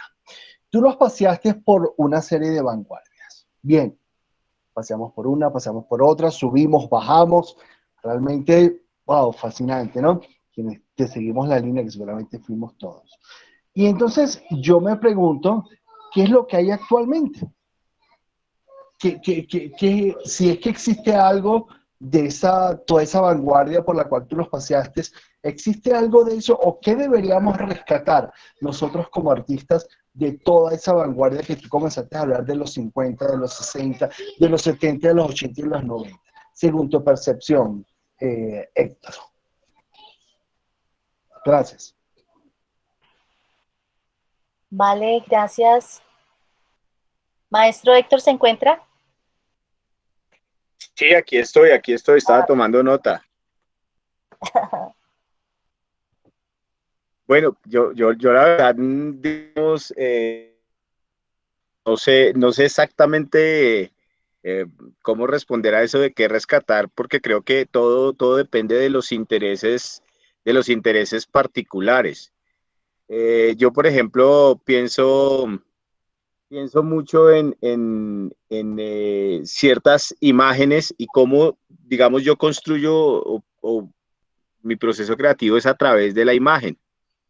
En ese sentido, digamos, por ejemplo, pensarme en una obra como, ni siquiera de las vanguardias, una obra como la de Francisco de Goya, del Pelele, que digamos me remite a eso del muñeco, del objeto, es como muy pertinente para la política nacional en este momento, pero digamos es como eso, ¿no? Yo siempre pienso en imágenes, más que en, digamos, movimientos artísticos y demás.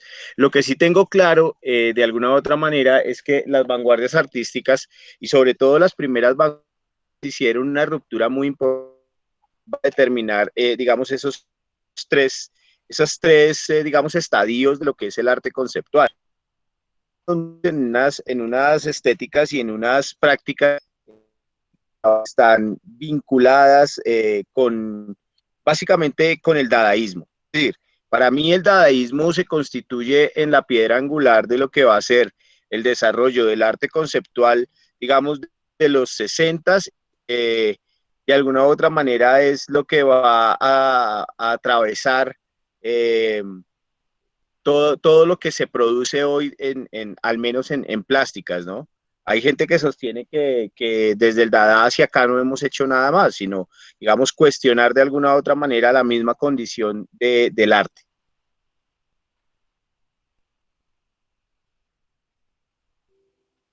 Gracias, Héctor.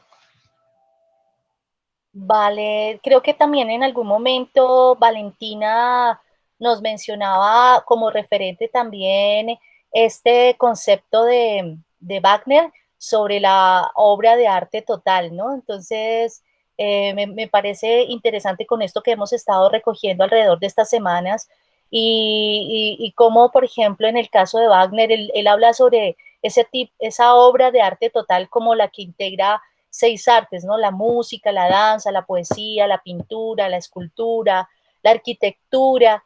Entonces yo sí pienso también o no sé, es algo completamente personal y es, el títere no es solamente ese objeto que nosotros tenemos allí, sino cómo es esa mezcla, digamos, de esos otros lenguajes lo que lo construye, ¿no?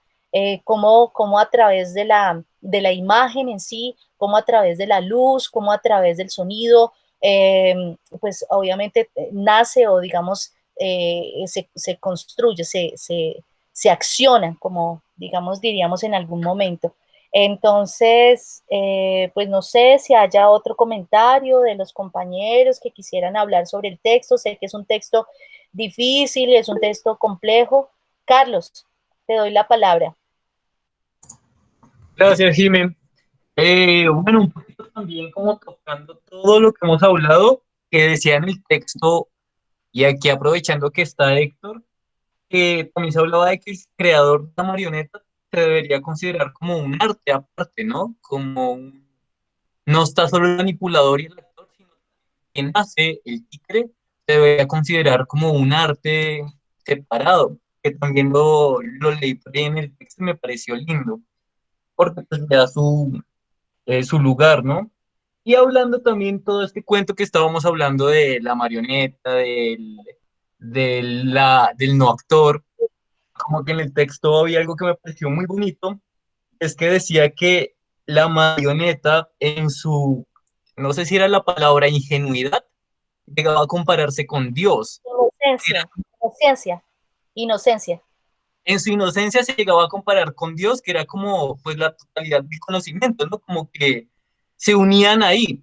Y de ahí partía eso muy bonito que decía y que retoma un poco a lo que tú hablabas alguna vez en las sesiones pasadas de dejar hablar al objeto, dejar hablar al títere, con una frase que decía como que es el ser humano o es el hombre que le tiene envidia a la marioneta, más no la marioneta quien le tiene envidia al hombre, ¿no? Me parece muy lindo porque es así, ¿no? Se envidiaba de la marioneta, digamos, planteaban el texto que muchos de los actores se envidiaban de la marioneta, era como pues, sus cualidades, ¿no? Que son imposibles para el humano, pues. Pero la marioneta es, o el títere es porque es. Y tal vez en eso es donde está ay, se me volvió a olvidar, ingenuidad, no, la inocencia, ¿no? Inocencia. Ajá. En eso está la inocencia, en que simplemente es, y es muy bello, simplemente quería decir eso. Sí, cuando abordamos, por ejemplo, el texto de Gordon Gray, él hablaba, precisamente creo que eso que estás mencionando era cuando Valentina hablaba de Gordon Gray.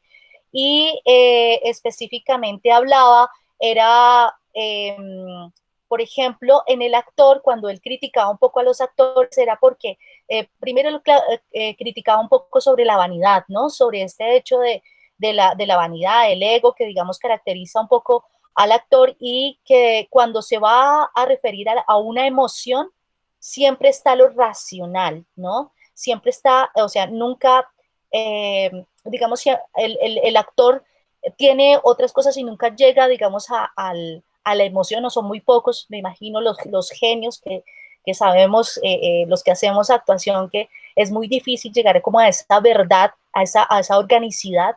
Entonces, cuando criticaba a Gordon Gray era precisamente eso, que son muy pocos los actores que lo logran y que en el caso de, por ejemplo, de los objetos es sagrado, o sea, solamente con la imagen ya es pura, es precisamente inocente, es bella, ¿sí?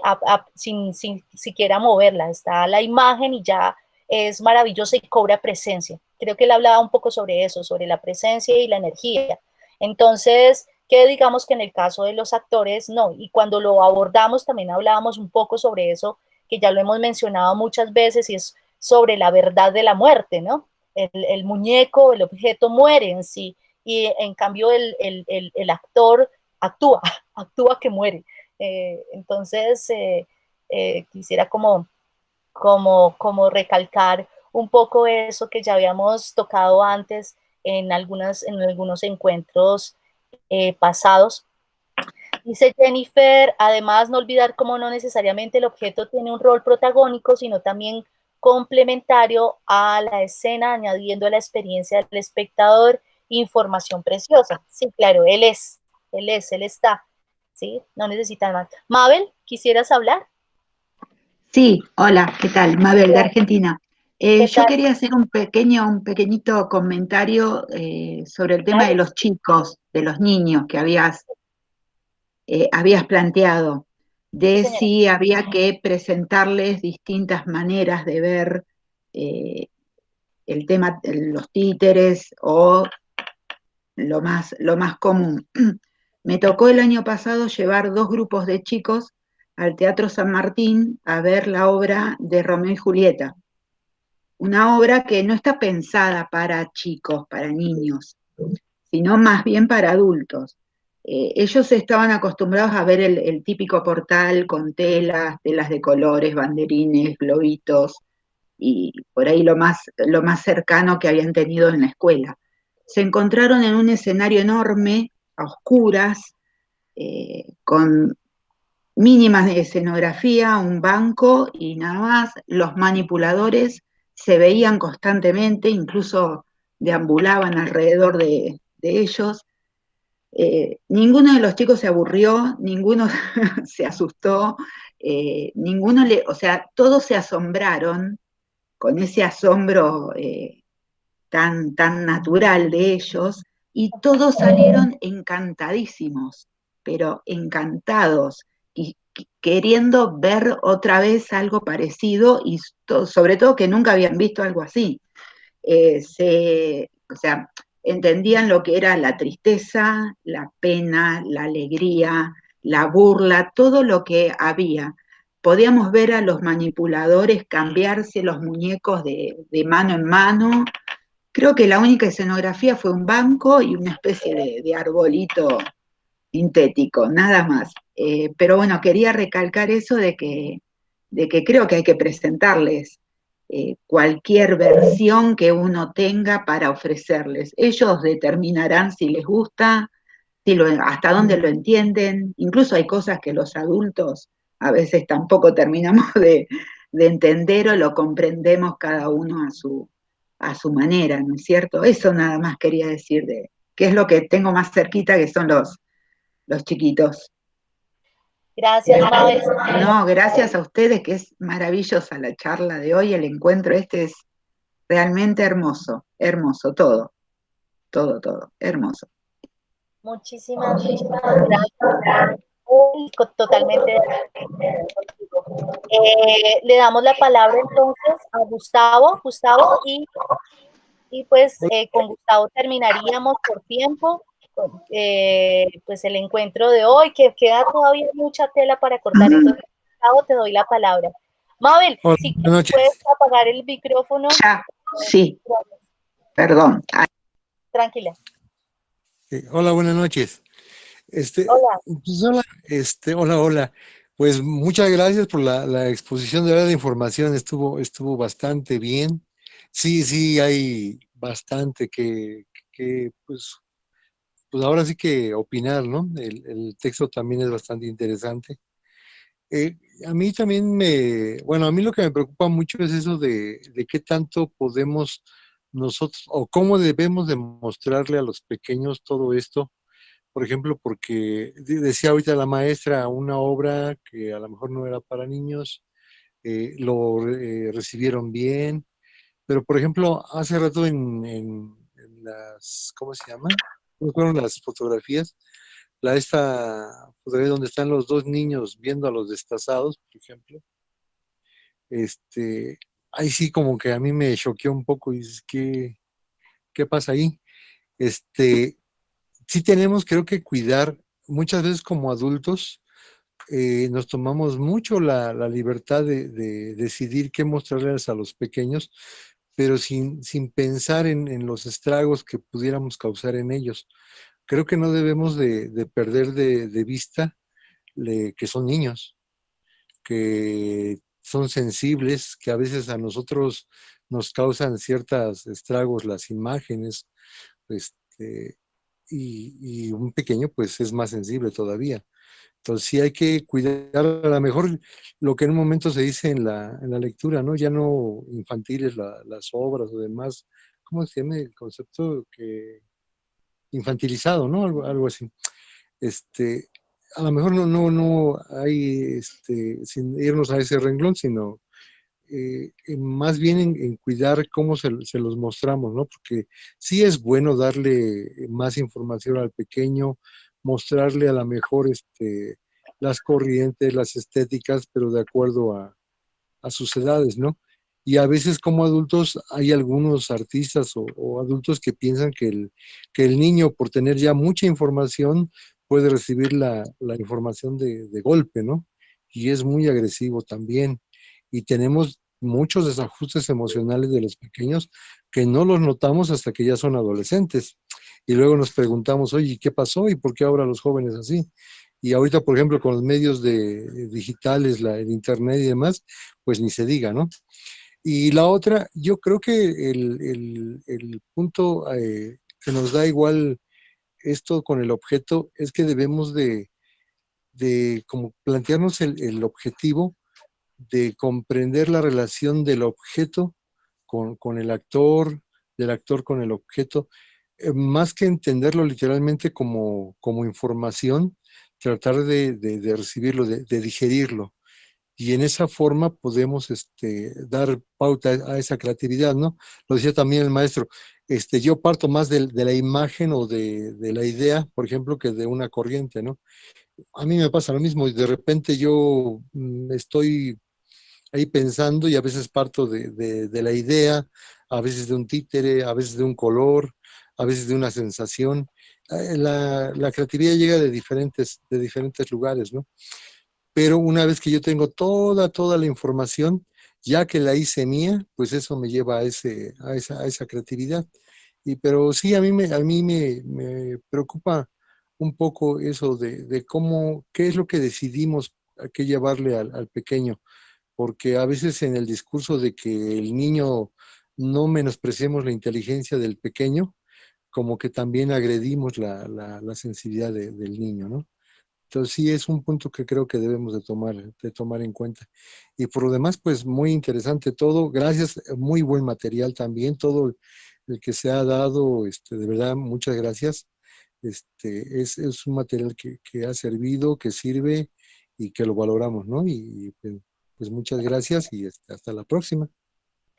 Vale, Gustavo, muchísimas gracias. Creo que ese tema del público, de la infancia, del niño, de la niña, de qué se le debe llevar, qué no, es un hilo muy delgadito, ¿no? Es un hilo que merece también otro encuentro y esperamos tenerlo en cuenta porque pienso que hay mucho por hablar, por reflexionar a través de ese tema tan delgado, porque a veces también nos vamos para el otro lado, entonces llevamos muchas cosas lindas, pero también cuando trascendemos cómo hacemos para, yo creo que está es en el cómo, ¿no? Cómo llevar qué tema, pero creo que vamos a abordarlo, vamos a tenerlo en cuenta con la mesa, José Ramón, porque creo que es algo que también lo tenemos ahí en el tintero y tener este tema sobre el público que es muy importante. Quisiera terminar con estos comentarios que nos hizo Carlos Cardona. Dice, Obrazov entiende también el títere como un actor con infinidad de posibilidades escénicas, y en cuanto a los niños podríamos revisar si en la música compartimos con ellos a Mozart, a Beethoven y no solamente canciones infantiles. Igualmente podría ocurrir en el teatro. Compañeros, muchísimas gracias. No sé si puedan activar su cámara para dar nuestra foto final de siempre de nuestro encuentro, para tenerla de registro. Muchísimas gracias. Allí, gracias a todos, a todas. Sabemos que son temas complejos, que mejor dicho, apenas estábamos en el capítulo 1 y creo que no abarcamos. Sonrían. Creo que no alcanzamos a abarcar todo el capítulo. Esperamos poder seguir trabajando y tener de invitada a la maestra. Y nada, pues muchísimas gracias a todos por acompañarnos. Un abrazo muy grande para todos y todas. Ay, Litsi activó la cámara ahora. Muchas gracias. Y pues nada, queda pendiente. Miren, no alcancé a compartirles la clase muerta de Tadeusz Kantor, que también es maravillosa, para que la revisen.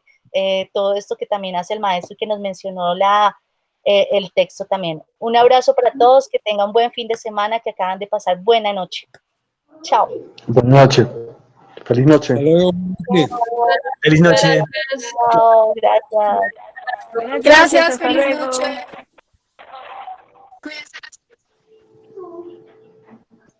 Bueno, que pasen buena noche, muchas gracias. Feliz noche.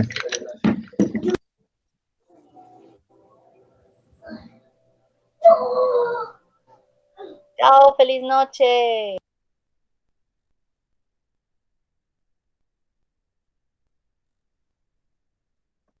Muchas gracias, feliz noche.